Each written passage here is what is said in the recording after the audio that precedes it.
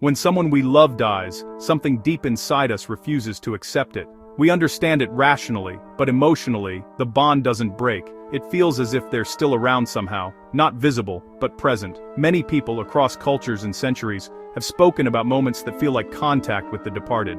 The American mystic Edgar Cayce believed that the soul never truly leaves, it only changes its form and continues to exist on another level of reality. But even if we approach this idea through psychology rather than mysticism, it still makes sense. When a person dies, the mind doesn't immediately update its inner world. The relationship continues to live within us, and our brain keeps looking for them in subtle ways, through sensations, symbols, and memories. These experiences can feel like signs from beyond, and understanding them doesn't make them less meaningful. It helps us see how love continues to shape our inner world long after physical separation. One of the most common experiences people report is feeling the presence of the departed. You might be sitting alone, and suddenly, there's a sense that they're right beside you, not in a visual or auditory way, but a deep awareness, a warmth, a comfort, a quiet recognition. From a psychological view, this is a natural part of grief. The attachment system in our brain doesn't know how to turn off. It still expects contact and safety from the person we lost. That continued emotional energy can manifest as sensations that feel real. Cayce believed that when our minds are calm and open, the barrier between physical and spiritual reality becomes thinner. Psychology would simply call it emotional resonance. Love still alive in the nervous system, echoing through our consciousness. Another powerful sign is dream visitation. After a loss, many people dream vividly of their loved ones, sometimes appearing healthy, happy, and at peace. These dreams often feel different from normal dreams. They're more intense, emotionally vivid, and leave a lasting impression. Science has studied this phenomenon and calls them bereavement dreams. They help the mind process grief, allowing us to say what was left unsaid or to receive comfort from the image of the one we miss. Cayce said dreams are bridges between worlds, where communication between souls is easiest. Psychology agrees in its own way. The subconscious uses dreams to help us heal, to integrate love and loss into one emotional truth. A third sign is meaningful coincidence, or what Carl Jung called synchronicity. You think about your loved one, and their favorite song suddenly plays. You glance at the clock and it's their birthday. A photo appears just when you were missing them. To skeptics, these are random events, but to the grieving mind, they feel intimate and purposeful. The human brain is wired to seek patterns, especially when the emotional bond is strong. After loss, we become hypersensitive to reminders of the person, and these connections give us comfort, a sense that the universe is acknowledging our ongoing bond. Cayce saw synchronicities as evidence that energy and thought connect across planes of existence. From a psychological view, they're our way of maintaining meaning in a world that feels empty without them. Another sign appears through senses, smells, sounds, or touches that feel familiar. You might suddenly smell their perfume, or hear their laughter in your mind so vividly that you turn around. This isn't imagination gone wrong. The brain stores sensory memories deeply, especially when linked to emotion. Grief can reactivate those neural pathways, producing sensations that seem external.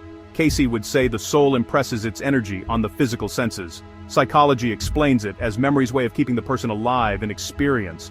Both agree that such moments bring comfort because they restore connection, even for a second. The fifth hidden sign is found in the environment or nature.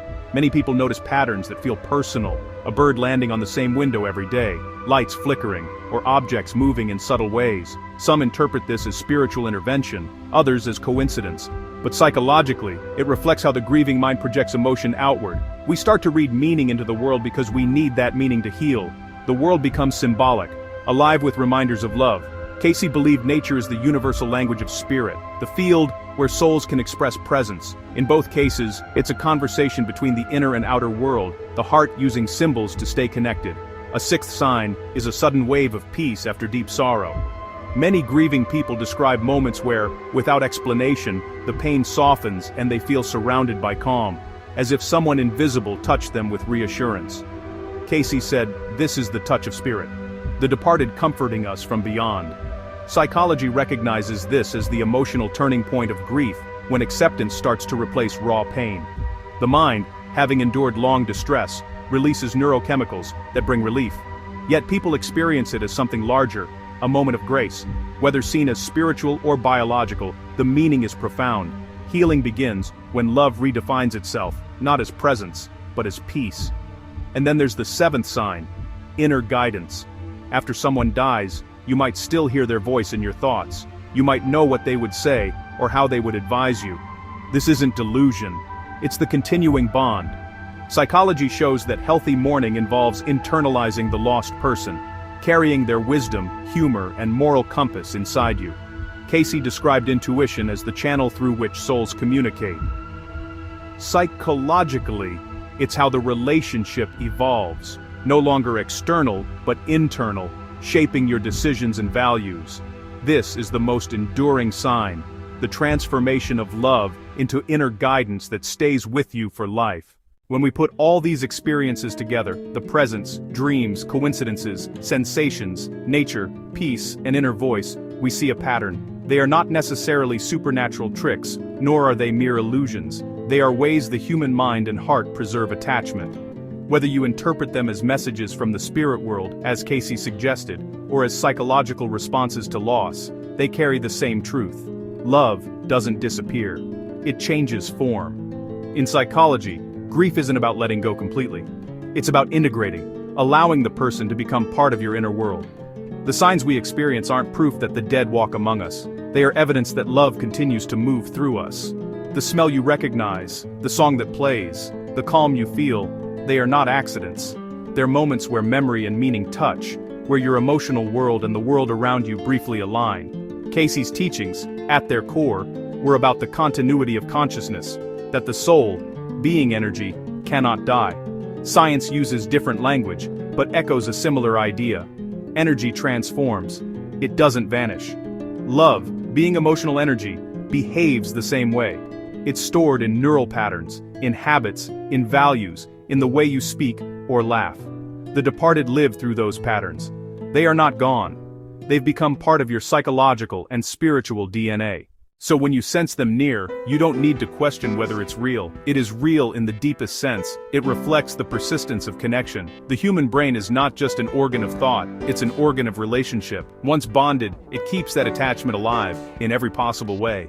The mind reaches across the invisible boundary, searching for continuity, creating meaning from silence. We often think that healing means forgetting, but true healing means remembering differently.